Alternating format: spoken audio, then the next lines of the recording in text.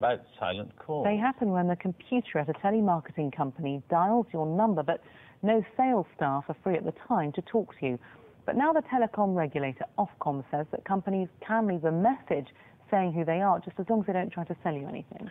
Well, to talk about this, Robert Dirskovski is head of interactive media at the Direct Marketing Association.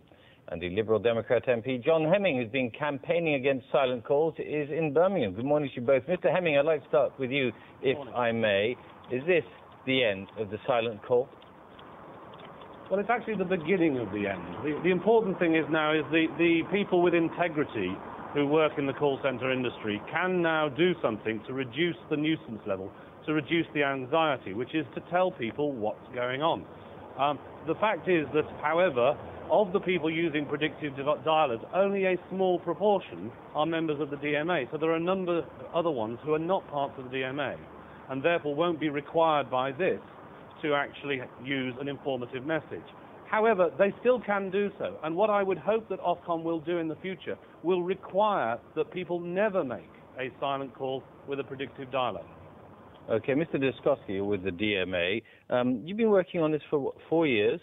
Well, it's actually 2 years ago, I think, that I actually last appeared on the programme, and Graham Satchell had a filmed insert with a customer called Paul Costin, right. And that became a case which Oftel and then Ofcom investigated. Why has it been taking, well, 2 years is a long time, isn't it? Yes, well, as John Hemming just pointed out, this is a very broad industry issue, and it's not just our members who use predictive dialers. Of about 650 installations in the UK, only about 80 of them are actually in the hands of DMA members.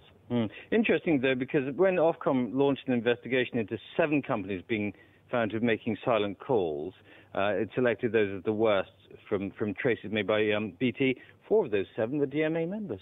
Indeed they are. We don't actually know under which terms Ofcom has investigated them, and we won't know that for a couple of months, probably. Why don't we just get rid of these computerized calls altogether? Well, because nobody likes them, surely. It is a real concern, obviously, and as I've just said, I've been campaigning against this for about 2 years. But it is about industry efficiency, and it's about achieving a balance between what's right for the consumer and what's good for the industry at large. And don't forget, the UK direct marketing industry is responsible for huge revenues for UK PLC. Mr. Hemming, are you convinced by that? I think there's still a long way to go. What I will be doing is working to try to persuade the industry to move voluntarily to using informative messages before they're compelled to, hopefully. Obviously, Ofcom haven't committed themselves as to whether or not they will compel people to do this. What I'm concerned about is that if somebody who's elderly gets one of these silent calls, it can worry them for days and days and days, and it just has to stop. Mr. Dirskovski, 160,000 complaints made about silent calls every month. We don't seem to be making any headway at all in the past 2 years since you were last with us.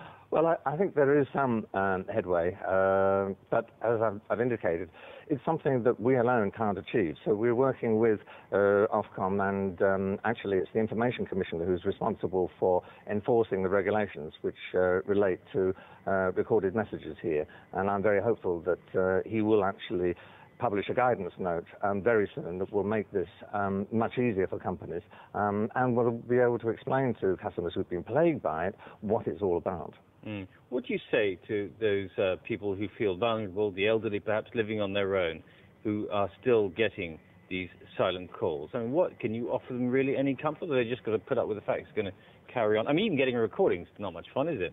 Absolutely it isn't. But even by signing up to the telephone preference service, as you've already indicated, won't necessarily stop these calls. There are many offshore call centres which are... It'd calm it down a lot, wouldn't it, though? It would certainly calm it down a bit. But the kind of people who are acting irresponsibly in this way don't sign up to codes of practice. They aren't bound by legislation, they see. Okay, Robert Dirskovski, thank you very much. Mr. Hemming, just very briefly, if the cowboys, so to speak, aren't bound by legislation, can you bind them by legislation in future? Well, we need to send the sheriff in many different ways to deal with the cowboys. The fact is we actually do need to look at the problem with international nuisance calls.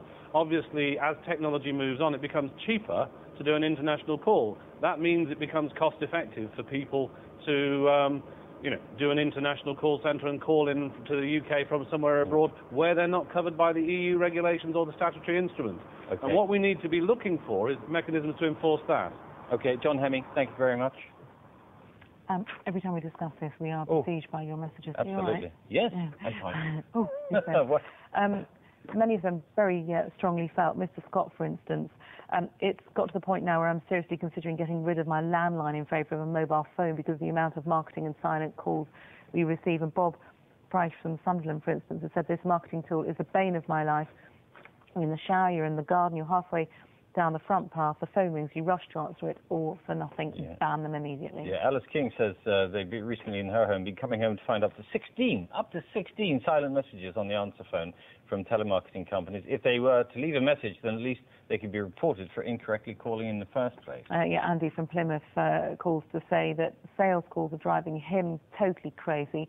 He recently had 3 in the space of 20 minutes. One of them was to sell him a conservatory. He lives in a first-floor flat, and they're an invasion of his privacy. He says he also thinks they should be banned. Thank you very much for your views so far.